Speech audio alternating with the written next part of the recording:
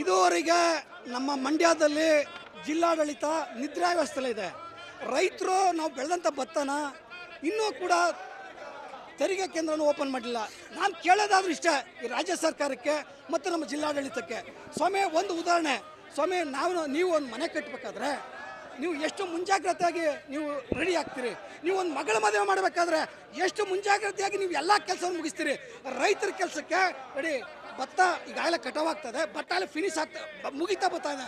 ದಯಮಾಡಿ ಜಿಲ್ಲಾಡಳಿತ ಆಗಲಿ, ರಾಜ್ಯ ಸರ್ಕಾರ ಆಗಲಿ, ಅಥವಾ ಜಿಲ್ಲಾ ಉಸ್ತುವಾರಿ ಸಚಿವ, ಕೃಷಿ ಸಚಿವ ಚಲುವಸ್ವಾಮಿಗಳಿಗೆ ನಾವು ತೀವ್ರವಾಗಿ ಖಂಡಿಸ್ತೀವಿ.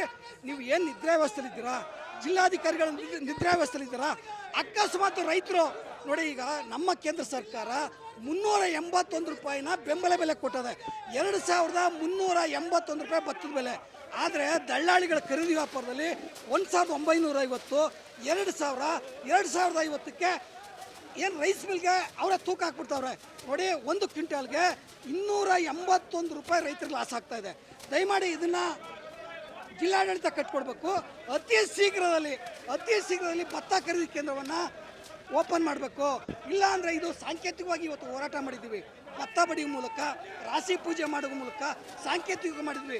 ಮುಂದಿನ ದಿನಗಳಲ್ಲಿ ನಾಳಿದ್ದು ನಿಮಗೆ ಈಗ ಬಂದಿದ್ದಾರೆ ಉಪನಿರ್ದೇಶಕರು, ಆಹಾರ ಇಲಾಖೆ ಉಪನಿರ್ದೇಶಕರು, ಅವ್ರಿಗೆ ಟೆಂಡರ್ ಆಗಿತ್ತು ಅಂತ ಹೇಳ್ತಾ ಇದ್ದಾರೆ. ಅವ್ರೇನು 2 ದಿನ ಓಪನ್ ಮಾಡ್ತೀವಿ ಅಂತ ಹೇಳಿದ್ದಾರೆ. ಒಂದು ವೇಳೆ ಓಪನ್ ಮಾಡಲಿಲ್ಲ ಅಂದರೆ ಈ ಭತ್ತ ಇವತ್ತು ಕೆಳಗಡೆ ಭತ್ತ ಬಡಿದ್ದೀವಿ, ನಾವು ಮೇಲ್ಗಡೆ ಹೋಗಿ ಅವರ ಚೇಂಬರಲ್ಲೇ ಭತ್ತ ಬಡ್ದು ಅವ್ರ ಮುಂದೆನೇ ನಾವು ಮಾರಕ್ಕೆ ಕೊಡ್ತೀವಿ. ದಯಮಾಡಿ ರೈತರ ಕಷ್ಟವನ್ನು ಅರ್ಥ ಮಾಡ್ಕೊಂಡು ಕೂಡಲೇ ಭತ್ತ ಖರೀದಿ ಕೇಂದ್ರವನ್ನು ಮಾಡಬೇಕು ಅಂತೇಳಿ ಎಲ್ಲ BJPಯ ಎಲ್ಲ ಪದಾಧಿಕಾರಿಗಳು, ಕಾರ್ಯಕರ್ತ ಬಂಧುಗಳು, BJP ರೈತ ಮೋರ್ಚಾದಿಂದ ಉಗ್ರ ಹೋರಾಟ ಮಾಡಿದ್ದೀವಿ. ದಯಮಾಡಿ ಈಗಲಾದರೂ ರೈತರ ಬಗ್ಗೆ ಕಾಳಜಿ ಕೊಡಿ.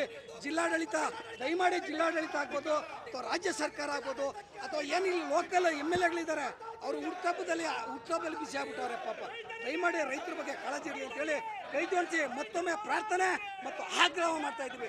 ಎಲ್ಲ BJP ಕಾರ್ಯಕರ್ತರು ಶಿವಕುಮಾರ್ ಆರಾಧ್ಯ ಉಪ್ಪರಕನಹಳ್ಳಿ.